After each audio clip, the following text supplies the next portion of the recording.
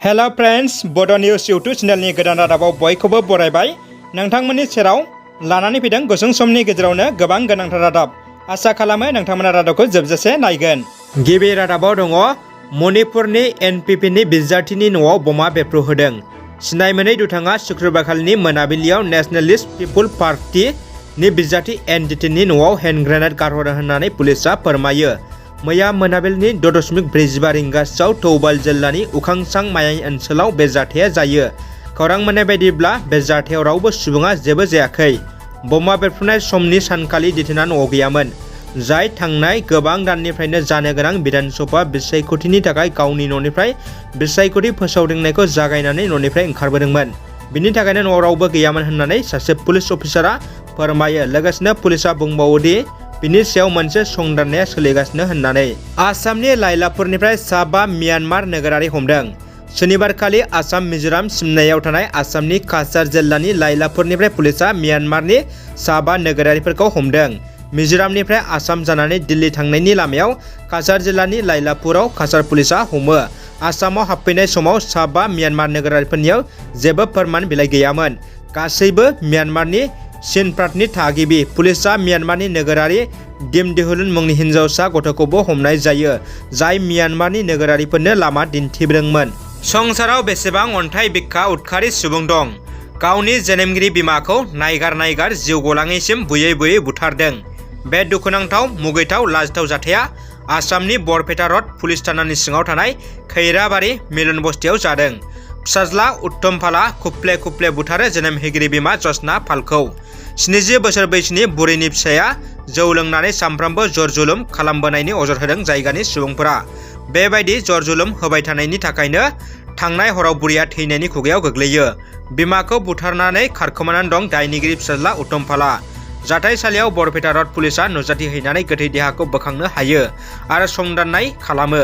गोथै देहाखौ बरपेटायाव थानाय फखरुद्दिन आली आहमेद देहा फाहामसालियाव नायबिजिरनायनि थाखाय दैथायहरो। दानिया फैदो गुबुन मोनसे खौराङाव। मित्रजोटआ जिएसपिनो मासि होयैनि जाउनावनो जिएसपिआ निजायै बिजाथि फसंनो गोनां जादों होनना एमपि नब कुमार सरनेया बुंथिदों। उफ्रा बिसायख'थिनि गुदुं बार बारबाय थानाय समावनो मैया शुक्रबाराव जिएसपि दोलोनि बिजाथिनि जानानै बिसायख'थि फोसावदिंनो फैना जिएसपिनि आफादगिरि नब कुमार सरनेया बेफ्रुसार बिबुंथि होयो। नब कुमार सरनेया बुङोदि बिजेपि इउपिपिएल दोलोजों लोगोसे जिएसपिआबो लोगो दंमोन। अब्ला जिएसपि दोलोनो बिधानसभायाव मानो मोनसेबो मासि होआखै होनना सोंथि खालामदों गिबि मन्थ्रिनाव। बिनि थाखायनो उफ्रा बिसायख'थियाव तामुलपुर बियामनि थाखाय निजायै बिजाथि होदों जिएसपिआ। मुङावसो लोगो दं, नाथाय मोगथाङाव जेबो लोगो गैयै। जिएसपि दोलोखौ लानानै गिनाय फैदों गोहोगोरा दोलोफोरा। मानोना सामफ्रोमबो तामुलपुर बियाबाव बिसायख'थि फोसावनो फैनो गोनां जादों मन्थ्रि एमएलएजों लोगोसे गिबि मन्थ्रियाबो। फिन दिनै गिबि मन्थ्रिया तामुलपुर बियामनि नावखाथायाव लोगो हान्जानि बिजाथि जलेन दैमारनि जानानै बिसायख'थि फोसावदिंनो फैनायखौ लानानै गोनां बिबुंथि होयो नब कुमार सरनेया। सराइदेवआव फिन सानै फरायसानि देहायाव कभिड बेराम। फरायसालिखौ 7 साननि थाखाय बन्द फोसावबाय। सराइदेव जिल्लानि माइबेलायाव थानाय मोब्लिब मिरुनि थाग्राखुलि ओनसोलाव थानाय मडेल फरायसालियाव कर'नाया गिख्रंथाव महर लानायनि मोनसे इसारा नुनो मोन्दों। थांनाय 20 अक्ट'बर सानखालि फरायसालियाव सासे फरायसुलिनि देहायाव कभिड बेराम मोनदोंमोन। दानिया फैदो जोबथा खौराङाव। रायमना हादरारि हाग्रामायाव सोमोनांथाव जाथाय। सिखारिया एसएसबि जवाननि मोननै आसिखौ सिफायना होदों। मैदेरनि हाथाय फाननो फैनाय सिखारिया एसएसबि जवाननि मोननै आसिखौ सिफायना होदों। रायमना हादरारि हाग्रामानि हाग्रामा बिफाननि हानजा आरो एसएसबि हानजाया भारत भुटान सिमनानि आमटेकायाव संदाननाय खालामदोंमोन। मैदेर हाथाय फानग्रा सिखारिनि बेगाव संदानग्रा हानजाया सिग्रोमनानै सिखारिखौ हमनो नागिरनाय समावनो बे जाथाया जायो। सिखारिया एसएसबि जवाननि मोननै आसिखौ सिफायनानै खारखोमानो नागिरदोंमोन। उनाव संदानग्रा हानजानि सांग्रांथियाव सिखारिखौ हमनो हानाय जायो।